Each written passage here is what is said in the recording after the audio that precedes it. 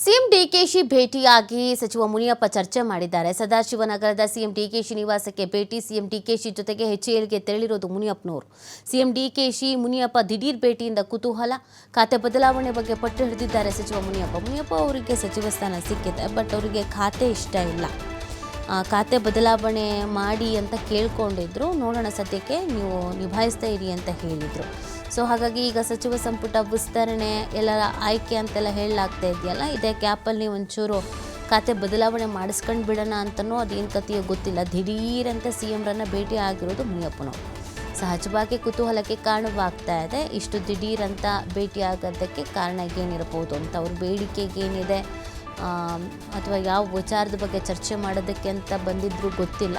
But ಇವರ ಈ ಭೇಟಿ ಈಗ ಸಾಕಷ್ಟು ಮಹತ್ವವನ್ನು ಪಡ್ಕೊಳ್ತಾ ಇದೆ. ಈವನ್ ಕುತೂಹಲಕ್ಕೂ ಕೂಡ ಕಾರಣವಾಗ್ತಾ ಇದೆ. ರಾಮಲಿಂಗಾರೆಡ್ಡಿ ಅವರು ಮತ್ತು ಮುನಿಯಪ್ಪನವರು ಇಬ್ಬರೂ ಖಾತೆಯ ವಿಚಾರ ಮತ್ತು ಕೃಷ್ಣ ಬೈರೇಗೌಡರು ಕೂಡ ಖಾತೆಯ ವಿಚಾರದಲ್ಲಿ ಒಂಚೂರು ಅಸಮಾಧಾನಿತರು ಇದ್ದರು. ಆಮೇಲೆ ಕೃಷ್ಣ ಬೈರೇಗೌಡ ಮತ್ತು ರಾಮಲಿಂಗಾರೆಡ್ಡಿ ಅವರು ಸರಿ ಹೋದರು. ಬಟ್ ಇವ್ರಿಗಿನ್ನೂ ಒಂಚೂರು ಅಸಮಾಧಾನ ಇದ್ದಂಗೆ ಕಾಣಿಸ್ತಾ ಇದೆ. ಏನು ಮಾತಾಡಿದ್ದಾರೆ ಇವ್ರ ಹತ್ರ ಅಂತ ಗೊತ್ತಿಲ್ಲ. ಸ್ವಲ್ಪ ದಿನದವರೆಗೂ ಮಾಡ್ತಾ ಇರಿ ಹಾಗೆ ಹೀಗೆ ಅಂತ ಎಲ್ಲರೂ ಹೇಳಿದರು ಅಥವಾ ಏನೂ ಗೊತ್ತಿಲ್ಲ.